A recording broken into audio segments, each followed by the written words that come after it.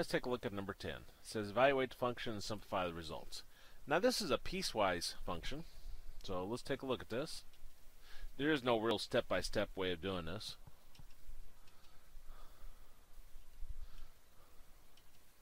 Well, there probably is, but let's see, 1/2 x and -5 minus 4x squared. And this is when x is less than -4, and this one when x is greater than or equal to -4. And first one is f of -4. So let's find that first. Now the number inside our parentheses is always our x value. So they're basically telling us x is equal to -4. Well, if I come up here, I want to look at my conditions.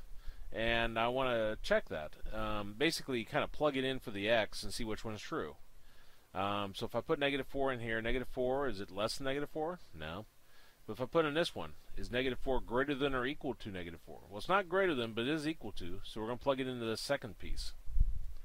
So we got -5 minus 4, and then I'll put the -4 in for the x. Well, -4 squared gives us 16. -4 times 16 gives us -64. And that gives us -69. Now B says f of 0. And again, whatever number's inside the parentheses here is our x, so they're telling us x is equal to 0. So let's go compare it against our conditions, and we're going to put 0 in for the x here, and the question is 0 less than -4 or is 0 greater than or equal to -4? Well, it's not less than -4, it's actually greater than or equal to, so I'll plug it in the second piece. Well, 0 squared is 0, times -4 is 0, so this just gives us -5. Now I think this particular one, I think all of them fit into the second piece, which is bad. Let's see if that's a true statement. That is a true statement. So let me make up one. Let me, instead of doing f of 1, let's find f, well, actually, we just do f of 1. I'll do 1 at the very end. Okay. Again, this is our x value, so they're telling us x is equal to 1. So I put 1 in for the x's here in my conditions and see which one's true.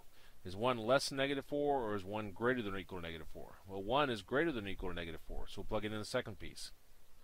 So I got -5 minus 4 times 1 squared. 1 squared is 1 times -4 is -4, and -5 gives us -9. D. F of -3.9. Well, again, the whatever's inside the parentheses is our x value, so they're telling us that x is equal to -3.9. I come over here, put in -3.9 in for the x in my conditions, and ask myself, is -3.9 less than -4, or is it greater than or equal to -4? It's actually greater than or equal to, because remember the negatives are kind of weird in that regard. -3 is greater than -4. So I'm plugging in our second piece.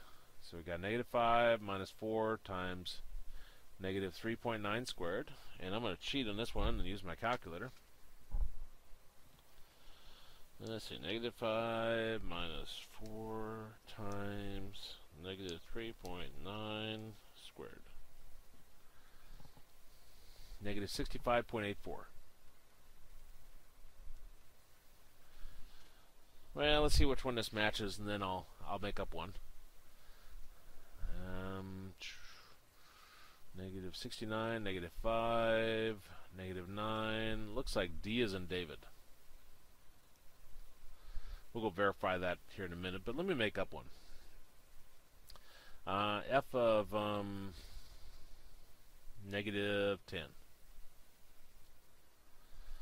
Okay, so whatever number's inside the parentheses is our x, so x is equal to -10.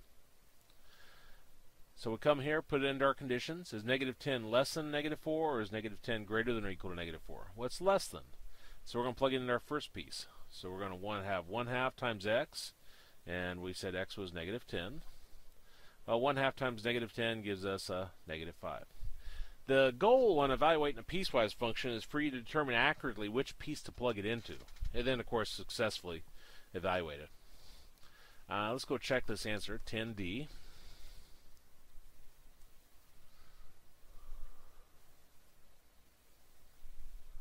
And it checks.